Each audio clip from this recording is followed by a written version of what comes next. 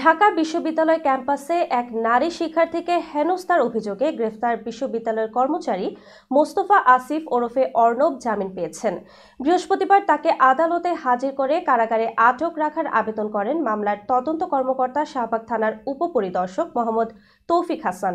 তবে আসামি পক্ষের আইনজীবী জামিন আবেদন করলে শুনানি শেষে ঢাকার মেট্রোপলিটন ম্যাজিস্ট্রেট মেহেরা মাহবুব তার জামিন মঞ্জুর করেন। ঘটনার সূত্রে জানা যায়, গত ৫ মার্চ দুপুর ১:৩০টার দিকে জাতীয় জাদুঘরের সামনে থেকে এক নারী শিক্ষার্থী ও তার বন্ধু হেঁটে ঢাকা বিশ্ববিদ্যালয় ক্যাম্পাসে প্রবেশের সময় রাজু ভাস্কর্যের সামনে আসলে মোস্তফা আসিফ তাদের পথ আটকান। তিনি ওই শিক্ষার্থীকে পর্দা না করার বিষয়ে প্রশ্ন করেন এবং কুরুচিপূর্ণ মন্তব্য করেন।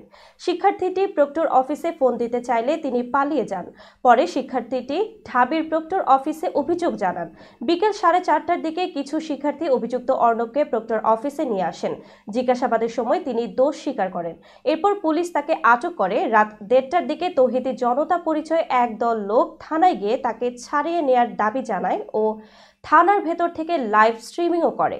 এমনকি থানার হাজতের কাছে গিয়ে অর্ণবের একটি সরাসরি সাক্ষাৎকারও প্রচার করা হয়।